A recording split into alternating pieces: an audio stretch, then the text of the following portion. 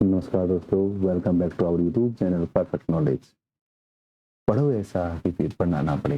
दोस्तों, आज हम उसी सीरीज को आगे बढ़ाते हुए CUT economics previous year paper 2023 का सॉल्यूशन पार्ट 2 लेकर के आ गए हैं, जिसमें हमने पार्ट 1 जो है वो कंप्लीट कर लिया है और उसके कुछ क्वेश्चन जो है जिन बच्चों ने नहीं देखा है वो पार्ट 1 देख लीजिए। इसमें बहुत ही अच्छे कंसेप्ट जो है वो करवाए गए हैं। चलिए नेक्स्ट पार्ट में हम देखते हैं कि नेक्स्ट क्वेश्चन हमारा क्या है।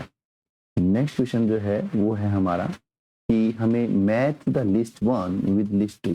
हमें मैच करना है लिस्ट 1 को लिस्ट 2 के साथ। तो हम पढ़ते हैं, जब ह्यूमन कैपिटल की बात हम करते हैं तो मैंने आपको बताया था कि कोई भी ह्यूमन रिसोर्स तब ह्यूमन कैपिटल बनता है जब उस ह्यूमन रिसोर्स को अच्छी एजुकेशन दी जाए, उसका हेल्थ जो है वो बड़ा अच्छा हो और वो किसी भी काम को करने में ट्रेंड हो। यानी कि ट्रेनिंग जो है, एजुकेशन एंड हेल्थ जो है वो एक व्यक्ति को ह्यूमन से ह्यूमन कैपिटल बनाता है। तो यहाँ आप देखेंगे कि ह्यूमन कैपिटल के साथ में आपका आ जाएगा second education and health. Physical capital में आपका आ जाएगा technical progress. Human capital formation जो है वो आपकी आ जाएगी, देखिए ह्यूमन कैपिटल फॉर्मेशन जो है आपकी आ जाएगी ग्रोथ को इनहेंस करना। एंड ह्यूमन डेवलपमेंट में आपका आ जाएगा ह्यूमन वेलबींग। तो यहाँ आप देखेंगे कि एक के साथ में दो, एक के साथ में दो यहीं आ रहा है दोस्तों। तो ये आपका 4 ऑप्शन जो है राइट हो जाता है। बी के साथ 1, सी का 4 और डी का 3। ठीक है, तो यहाँ से आप इसको देख सकते हैं। अब इसका हिंदी वर्जन जो आप यहाँ देख सकते हैं। चलिए नेक्स्ट क्वेश्चन की ओर बढ़ते हैं। नेक्स्ट क्वेश्चन जो है आपका क्या कहता है, देखिए कहता है ये भी लिस्ट 1 के साथ मैच करना है लिस्ट 2 को। कहता है trade include export and import of good.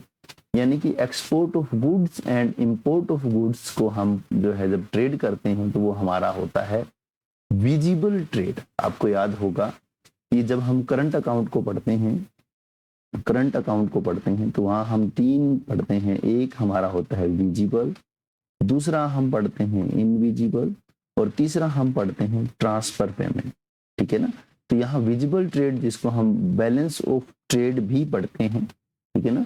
तो यहाँ आपको ये तो चीज नहीं दी गई है बैलेंस ऑफ ट्रेड, लेकिन आपको जो है करंट अकाउंट जो है वो दिया हुआ है। तो पहला जो है आपका आ जाएगा करंट अकाउंट के साथ। फॉरेन डायरेक्ट इन्वेस्टमेंट जो है वो आपका कैपिटल अकाउंट में आ जाता है। जब भी कोई शेयर, बॉन्ड या एफडीआई, एफआईआई की बात करते हैं हम तो कैपिटल अकाउंट में इंक्लूड करते हैं। Net cell of services product like banking and tourism. तो आप जब भी बैंकिंग और टूरिज्म की बात करते हैं, ठीक है, तो ये जो है वो इनविजिबल ट्रेड में आते हैं। तो आपको ये ध्यान करना है कि ये आपका आ जाएगा इनविजिबल ट्रेड में। The receipt of payment without providing goods and service, this is the transfer payment.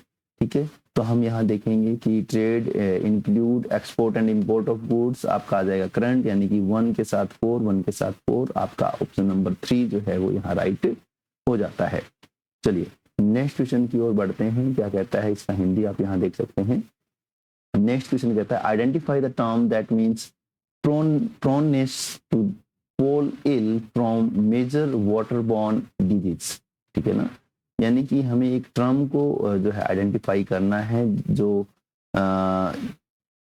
बीमार होने को बताता है फ्रॉम मेजर वाटरबॉर्न डिजीज, जो वाटर से जन्म लेती हैं उन बीमारियों से बताता है। तो मोबिलिटी जब हम पढ़ते हैं तो मोबिलिटी का मतलब होता है एक जगह से दूसरी जगह आना जाना जो है वो सुगम हो जाना, मोबिलिटी कहलाता है। मैटरनिटी जो है वो मदरहुड से संबंधित है, आपको पता है मदरहुड से संबंधित हो गया। मलेरियलिटी जो है वो मलेरिया बीमारी से संबंधित है। ठीक है, और मोर्बिडिटी जो है ये आपका होता है कि किसी बीमारी में पड़ जाना। ठीक है, तो ऑप्शन नंबर 4 जो है आपका यहाँ राइट हो जाता है। ये आपका इकोनॉमिक्स का कोई क्वेश्चन नहीं है, ये थोड़ा सा आउट ऑफ सिलेबस जो है यहाँ आ गया है। ठीक है, साइंस का थोड़ा ज़्यादा लगता है, लेकिन क्योंकि जब हम एफडीआई पढ़ते हैं वहाँ हम थोड़ा सा हेल्थ को पढ़ते हैं। ठीक है, तो लेकिन वैसे ये हमारा जो है इकोनॉमिक्स से संबंधित नहीं है। चलिए नेक्स्ट क्वेश्चन पे करते हैं। क्वेश्चन जो है आपका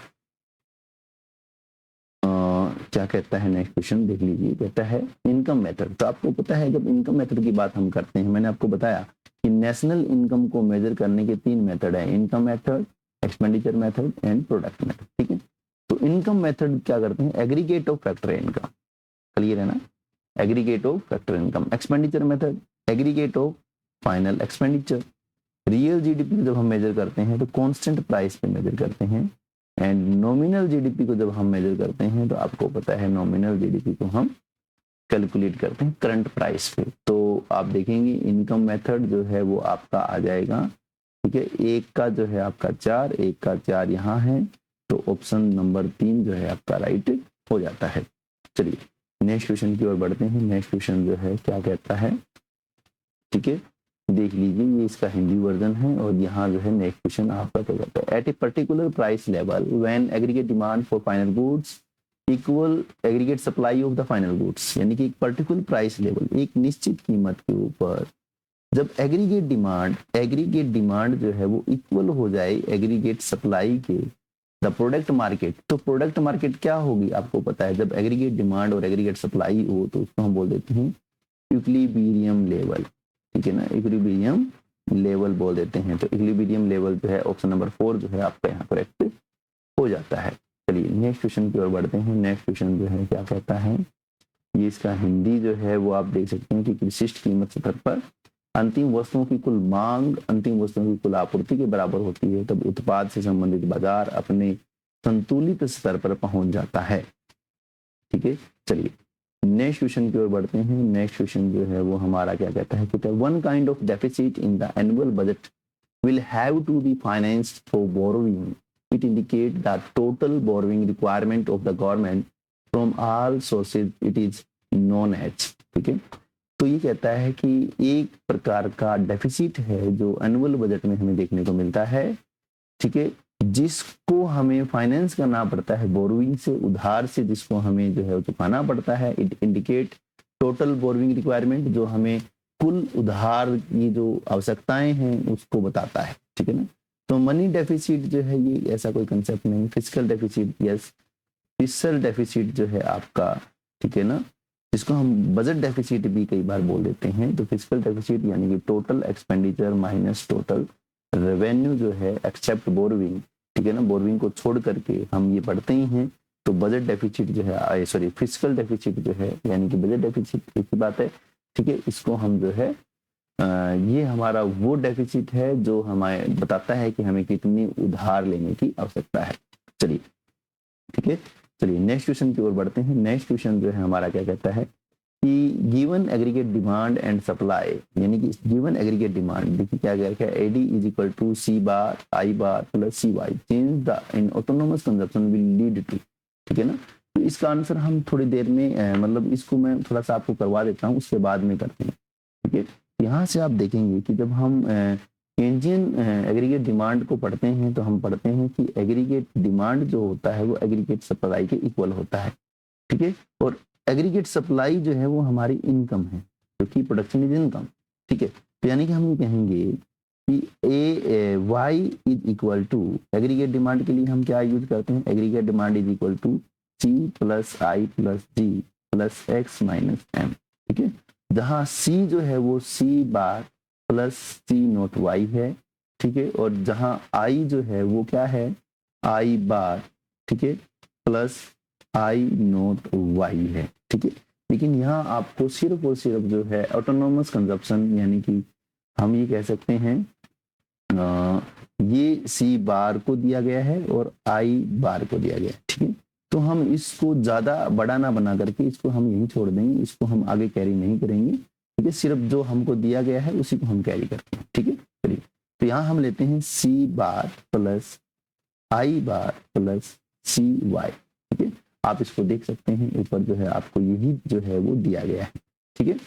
इसको ही रखते हुए हम आगे बढ़ेंगे, ठीक है। तो यहाँ हमने देखा कि एग्रीगेट डिमांड और एग्रीगेट सप्लाई, यहाँ हम ले लेते हैं, ये हमारा जो है aggregate supply unconditional equal to aggregate demand, और ये हमारी जो है एग्रीगेट डिमांड एडी, ठीक है।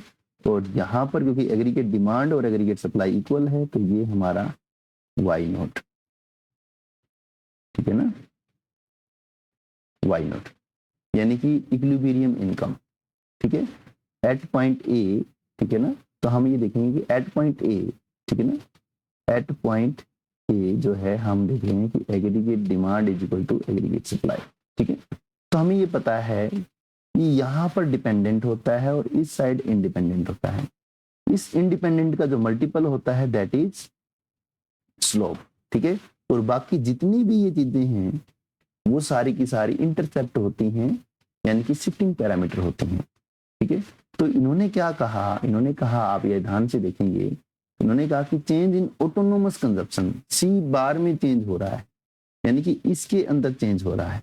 ठीक है, तो इसमें अगर चेंज होगा तो देखिए, जब इसमें चेंज होगा तो हम ये लिखते हैं कि y is equal to C bar plus I bar plus C Y. ठीक है, यानी कि यहाँ चेंज होगा, यहाँ चेंज होगा, इसका मतलब क्या है, इंटरसेप्ट में चेंज हो रहा है, इंटरसेप्ट में चेंज हो रहा है, यानी कि शिफ्टिंग पैरामीटर है। ठीक है, तो यहाँ इसको चेंज कर देते हैं, C Y is equal to C bar dash, इसको डैश से दिखाया, plus I bar plus C Y. ठीक है, जब आई डैश में चेंज होगा तो आई डैश चेंज होगा तो यहाँ पर जो है Y is equal to C bar plus I plus C Y है, तो जब वाई में चेंज होगा तो शिफ्ट कर जाएगी एग्रीगेट डिमांड। तो एग्रीगेट डिमांड जो है हमारी A1 हो गई। ठीक है, और ये हम पहुंच गए बी पॉइंट पे, और यहाँ से हम जो है वो लेकर के आ रहे हैं वाई डैश, यानी कि इनकम हमारी यहाँ से यहाँ बढ़ गई, एग्रीगेट डिमांड हमारी यहाँ से यहाँ बढ़ गई। ठीक है ना, क्लियर है ना। ठीक है, तो यानी कि जब इसके अंदर चेंज होगा, सी में चेंज होगा तब भी हमारा जो है एग्रीगेट डिमांड बढ़ेगी, आई में चेंज होगा तब भी हमारी जो है एग्रीगेट डिमांड बढ़ेगी। लेकिन अगर सी में चेंज होगा तो सी में चेंज होगा तो हमारी जो एग्रीगेट डिमांड का स्लोप है, जो आप ये देख पा रहे हैं, ये स्लोप मैं इसको रेड से दिखा रहा हूँ, ये जो स्लोप आप देख पा रहे हैं, ये वाला स्लोप, इस स्लोप में चेंज होगा, यानी कि ये थोड़ा सा ऐसे हो जाएगा, या जो है वो थोड़ा सा ऐसे हो जाएगा। ठीक है, या ये ऐसे हो जाएगा, यानी कि इसका स्लोप चेंज हो जाएगा। ठीक है, क्योंकि सी जो है ये क्या है, स्लोप है। ठीक है, क्लियर है। तो अब हमें क्या देखना है कि सी बार से क्या हुआ, सी बार से तो एक तो एग्रीगेट डिमांड बढ़ी है और एक जो है इनकम जो है वो बढ़ी है। ऑप्शन को देखते हैं। ठीक है, चलिए ऑप्शंस को देखते हैं। कहता है कि AD is equal to C bar plus C Y plus C bar plus I bar plus C Y. ठीक है ना, तो ये कहता है change in equilibrium level of income. Yes, आपने देखा, यहाँ पे मैं आपको बता देता हूँ, ये एक इक्विलिब्रियम की इनकम थी, जैसे ही सी बार हुआ तो इनकम का लेवल वाई से वाई स्टार हो गया, यानी कि यहाँ आ गया। तो यानी कि ए तो ठीक है। ठीक है ना, चेंज इन एग्रीगेट डिमांड, तो आप देखते हैं कि ए पॉइंट से ठीक है बी पॉइंट पर हम चले गए, यानी कि डिमांड में बदलाव हुआ है, एडी जो है वो एडी डैश हो गया। ठीक है, तो change in demand, change in investment नहीं, क्योंकि हमने जो है वो देखिए Y is equal to C bar plus I bar plus C Y, और दूसरी इक्वेशन हमारी क्या बनी, C bar dash plus I bar plus C Y. यहाँ तो आई बार और आई बार दोनों सेम ही थे, यहाँ जो है ये कंजप्शन बढ़ा है ना कि इन्वेस्टमेंट बढ़ा है, तो चेंज इन इन्वेस्टमेंट नहीं होगा। Change in aggregate demand, yes aggregate demand बढ़ी, चेंज हुआ, and no change in equilibrium level of income, लेकिन ये गलत हो गया क्योंकि इक्विलिब्रियम लेवल ऑफ इनकम में भी चेंज हुआ है, तो डी भी आपका गलत है। Change in marginal propensity to consume, तो आप ये देखिए इस सी में जो है वो कोई चेंज नहीं हुआ है, तो ये भी आपका गलत हो गया है। अगर इस सी में चेंज हुआ होता तो ये जो लास्ट ऑप्शन है ये हमारा ठीक हो जाता, लेकिन यहाँ सी में कोई चेंज नहीं, तो ये भी गलत हो गया। तो यानी कि ए एंड बी जो है ऑप्शन नंबर 2 जो है हमारा यहाँ राइट हो जाता है। चलिए नेक्स्ट क्वेश्चन की ओर बढ़ते हैं दोस्तों। नेक्स्ट क्वेश्चन जो है वो हमारा क्या कहता है, देखिए नेक्स्ट क्वेश्चन क्या कह रहा है, देखिए कह रहा है कि स्वर्ण जयंती शहरी रोजगार योजना एम्स एट क्रिएटिंग, ठीक है ना, स्वर्ण जयंती शहरी रोजगार योजना aims at creating self employment. देखिए स्वर्ण जयंती शहरी ग्रामीण रोजगार योजना है, रोजगार से जुड़ी हुई योजना है, तो एम्प्लॉयमेंट को ही बढ़ाएगी। लिवलीहुड हाउसिंग पेंशन की बात तो बाद में करेगी, पहले तो एम्प्लॉयमेंट बढ़ेगा ना, तो ऑप्शन नंबर 4 जो है हमारा यहाँ करेक्ट हो जाता है। चलिए नेक्स्ट क्वेश्चन की ओर बढ़ते हैं। नेक्स्ट क्वेश्चन जो है हमारा क्या कहता है, कहता है कि इन्वेस्टमेंट इन एजुकेशन, यानी कि एजुकेशन में इन्वेस्टमेंट, हेल्थ में इन्वेस्टमेंट, माइग्रेशन और इंफॉर्मेशन में इन्वेस्टमेंट जो है वो सोर्स है। ठीक है ना, तो आपको ये ध्यान करना है ये ह्यूमन कैपिटल फॉर्मेशन की बात कर रहे हैं, क्योंकि मैंने आपको बताया था कि ह्यूमन कैपिटल की जब हम बात करते हैं, ह्यूमन कैपिटल की जब हम बात करते हैं तो हम बात करते हैं एजुकेशन की, हम बात करते हैं हेल्थ की, हम बात करते हैं सैनिटेशन की, हम बात करते हैं ट्रेनिंग की, ठीक है ना। तो इन चीजों की हम बात करते हैं, ठीक है। तो यहाँ पर आप देख रहे हैं कि ये सारे के सारे प्रोसेस जो है, ये सारा प्रोसेस ह्यूमन कैपिटल फॉर्मेशन का प्रोसेस है, ठीक है। ह्यूमन रिसोर्स के ऊपर जब ये प्रोसेस किया जाता है तो वो ह्यूमन कैपिटल बन जाता है, ठीक है। तो वहां जब पीछे भी ये क्वेश्चन आया था, शायद पार्ट 1 में ये क्वेश्चन आया था, तो मैंने आपको बताया था कि इन्वेस्टमेंट इन एजुकेशन जो है वो प्रोसेस की बात पूछे तो आप ये कहेंगे कि ह्यूमन कैपिटल फॉर्मेशन है, और ये पूछे कि ह्यूमन जो है वो क्या बन जाएगा, रिजल्ट क्या है, जब वो रिजल्ट की बात करे तो आप कहेंगे ह्यूमन कैपिटल बन जाएगा। तो वहां ह्यूमन कैपिटल रिजल्ट पूछ रहे थे तो ह्यूमन कैपिटल आंसर आया, और यहाँ जो है वो प्रोसेस की बात कर रहे हैं तो इसको बोलेंगे ह्यूमन कैपिटल फॉर्मेशन, ठीक है। तो इसका हिंदी वर्जन जो है आप यहाँ देख सकते हैं। नेक्स्ट क्वेश्चन की ओर चलते हैं। नेक्स्ट क्वेश्चन जो है हमारा क्या कहता है arrange the sequence of event relating to identify the number of poor in India, ठीक है ना। अगर हमें आइडेंटिफाई करना हो, ठीक है ना, number of poor in India, तो हम कैसे अरेंज करेंगे, सीक्वेंस क्या होगा, ठीक है ना। तो सबसे पहले आपने देखा दादा भाई नौरोजी ने फॉर्मुलेट किया था जेल कॉस्ट ऑफ लिविंग, ठीक है। तो ये आपका 1870 या 72 के आसपास की बात है। प्लानिंग कमीशन जो है वो 1950 की बात है, ठीक है। तो पहले आपका डी और उसके बाद आपका सी, ठीक है। फिर हम जो है ये प्लानिंग कमीशन स्टडी ग्रुप को अगर फॉर्म कर देगी, उसको बना देगी, ग्रुप बना देगी कि जाओ और तुम इसको देखो, तो वो टास्क फोर्स जो है वो प्रोजेक्शन करेगी और minimum needs and effective demand को देखेगी, ठीक है ना।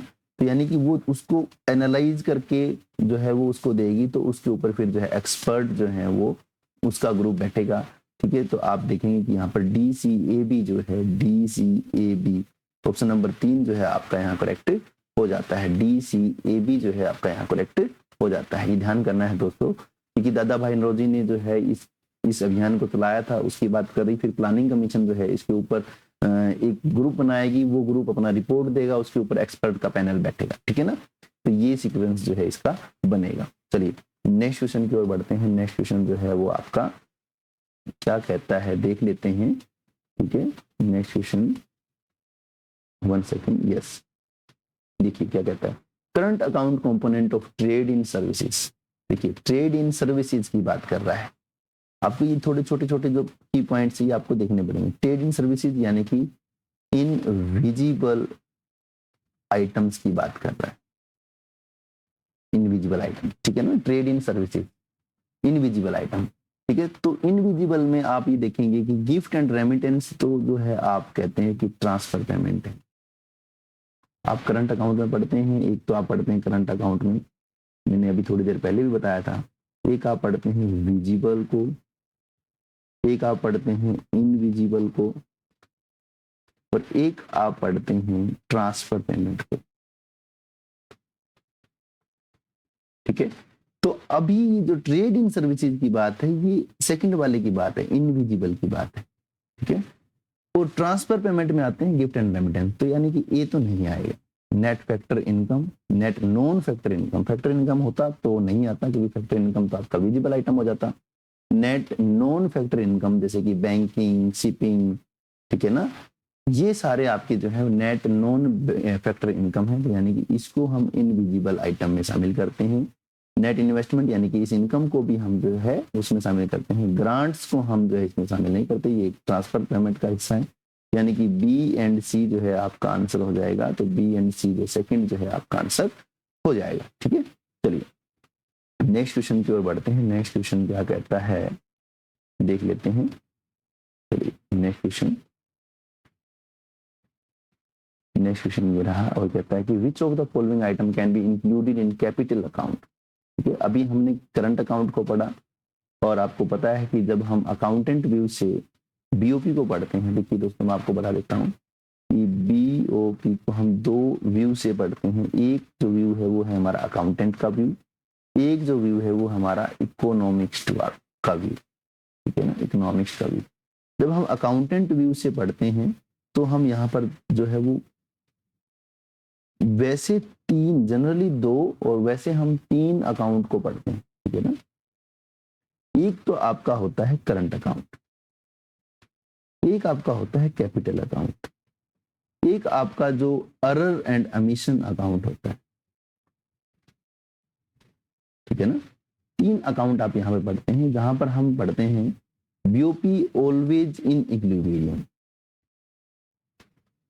Always in equilibrium. बीओपी हमेशा इक्विलिब्रियम में होता है, लेकिन इकोनॉमिस्ट का व्यू जब हम पढ़ते हैं तो यहाँ हम पढ़ते हैं, ठीक है ना, एक तो हम पढ़ते हैं अकोमोडेशन अकाउंट और एक हम पढ़ते हैं ऑटोनॉमस अकाउंट। तो एक हम पढ़ते हैं अकोमोडेशन अकाउंट, ठीक है। ऑटोनॉमस और अकोमोडेशन के अकाउंट की तहत ये कहते हैं, इकोनॉमिक्स ये कहता है कि बीओपी जो है वो इक्विलिब्रियम में हो सकता है, ठीक है, और डिसइक्विलिब्रियम में हो सकता है। यहां ये ध्यान करना है। अकाउंटेंट जो कहता है वो कहता है कि ऑलवेज इन इक्विलिब्रियम, ठीक है, और इकोनॉमिक्स कहता है कि इक्विलिब्रियम में भी हो सकता है और डिसइक्विलिब्रियम में हो सकता है। डिसइक्विलिब्रियम भी दो प्रकार से हो सकता है, एक तो सरप्लस और एक आपका डेफिसिट, ठीक है ना। तो ये जो है ये बनता है यहाँ पे। यहाँ हम ये देख लेते हैं कि कैपिटल अकाउंट में आपको पता है कि किसी कंपनी के शेयर, बॉन्ड या उस कंपनी में जो भी इन्वेस्टमेंट हम इसको करते हैं तो वो हमारा कैपिटल अकाउंट में आता है, ठीक है। क्लियर है ना बात। देखिए, an Indian boys UK car company, यहाँ वो एक कार कंपनी को खरीद रहा है, ठीक है, यानी कि इन्वेस्टमेंट कर रहा है, तो इन्वेस्टमेंट आपका कैपिटल अकाउंट में आएगा। तो ये जो है आपका सही है, ये आपका कैपिटल अकाउंट में इंक्लूड होगा। दूसरा देखिए, कहता है Swedish citizen by shares of Reliance company, यानी कि यहाँ पर ये शेयर खरीद रहा है, यानी कि ये भी इन्वेस्टमेंट कर रहा है एक तरीके से, तो ये भी आपका जो है कैपिटल अकाउंट में आएगा। Export of Rajasthan blue portray, यानी कि कोई ब्लू पोर्ट है, ठीक है ना, कोई ब्लू पोर्ट है, इस ब्लू पोर्ट को जो है वो हम खरीद रहे हैं। तो ब्लू पोर्ट को अगर हम खरीदेंगे तो ये तो कोई गुड्स का लेन देन है, और गुड्स की लेन देन जो है हम करंट अकाउंट में करते हैं।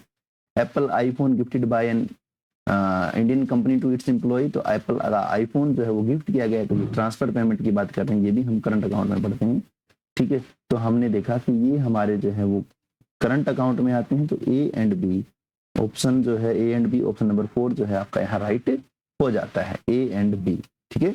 चलिए नेक्स्ट क्वेश्चन की ओर बढ़ते हैं। नेक्स्ट क्वेश्चन जो है हमारा क्या कहता है, ये हिंदी आप इसकी देख सकते हैं, कहता है कि national income can also be called, ठीक है ना। तो जब हम नेशनल इनकम की बात करते हैं तो दोस्तों आपको पता ही है कि नेशनल इनकम जो है, ठीक है ना, नेशनल इनकम, इसके लिए मैं बताता हूँ कि तीन जो है मेजर फॉर्मूलेज हैं कि पहले आप माइनस कर दें डेप्रिसिएशन को, फिर आप प्लस कर दें, ठीक है ना, net factor income from abroad को, फिर आप माइनस कर दें नेट इनडायरेक्ट टैक्स को, ठीक है। क्लियर है बात, ठीक है। तो आप ये कहेंगे कि जीडीपी ग्रोस में से जब आप माइनस कर देंगे डेप्रिसिएशन को तो आप आ जाते हैं नेट पे, नेट डोमेस्टिक प्रोडक्ट। क्लियर है, ठीक है। जब एनडीपी बन जाएगा, क्योंकि जब आप माइनस डेप्रिसिएशन कर देंगे तो एनडीपी बन जाएगा, एनडीपी में प्लस कर देंगे एनएफआईए को तो आपका बन जाएगा एनएनपी एमपी, ठीक है। फिर एनएनपी एमपी में माइनस कर देंगे नेट इनडायरेक्ट टैक्स को तो आपका बन जाएगा एनएनपी एफसी, और इसे ही हम नेशनल इनकम यानी कि एनवाई भी कहते हैं।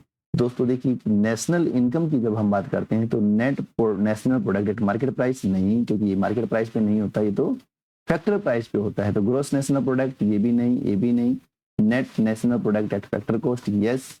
तो ऑप्शन नंबर 3 जो है आपका यहाँ करेक्ट हो जाता है। चलिए नेक्स्ट क्वेश्चन की ओर बढ़ते हैं। नेक्स्ट क्वेश्चन जो है हमारा क्या कहता है, ठीक है। नेक्स्ट क्वेश्चन जो है हमारा होता है, देखिए कहता है कि if the value of nominal GDP, ठीक है ना, is 5500 and the real GDP is 2200, what is the value of GDP deflator. जब हम जीडीपी डिफ्लेटर को निकालते हैं तो हम देखते हैं, हम ये कहते हैं कि नॉमिनल डिवाइड बाय रियल, ठीक है ना। तो नॉमिनल कितना है 5500, रियल कितना है 2200, 0 से 0 कैंसिल, तो आपका आ जाएगा 4.5 यानी कि 2.50। ठीक है, तो आंसर जो है वो सेकंड आंसर आपका यहाँ पर आ जाएगा। ठीक है, ठीक है, चलिए नेक्स्ट क्वेश्चन पर चलते हैं। नेक्स्ट क्वेश्चन जो है हमारा क्या कहता है, देख लीजिए। यस, कहता है RBI can influence money supply. कहता है कि आरबीआई जो है वो इन्फ्लुएंस कर सकता है money supply. Yes, by changing the bank rate, यानी कि बैंक रेट को वो चेंज करेगा, यानी कि ऊपर नीचे करेगा। ठीक है ना, तो वो मनी सप्लाई को इन्फ्लुएंस करेगा। यस, ये बात सही है। And increase in bank rate, अब देखिए अगर वो बैंक रेट को बढ़ाता है, बैंक रेट को बढ़ाएगा, तो अब आप समझिए कि बैंक रेट क्या है। कि बैंक रेट वो दर है जिसके ऊपर कमर्शियल बैंक आरबीआई से लोन लेते हैं। ठीक है, अगर वो बैंक रेट को बढ़ाएगा तो कमर्शियल बैंक के लिए जो लोन लेना है वो महंगा हो जाएगा। ठीक है, जब कमर्शियल बैंक के लिए लोन लेना महंगा होगा तो वो आगे कस्टमर को जब वो लोन देगा तो वो भी उसको महंगा देगा। ठीक है, तो महंगा देगा तो लोन जो है वो बैंक कम कर पाएंगे, यानी कि महंगे दरों पर आप लोन नहीं लेना चाहते हैं। ठीक है, तो कस्टमर जो है वो लोन कम लेगा। इसका मतलब क्या हुआ कि क्योंकि बैंक रेट जो है वो आरबीआई की मॉनेटरी पॉलिसी का हिस्सा है।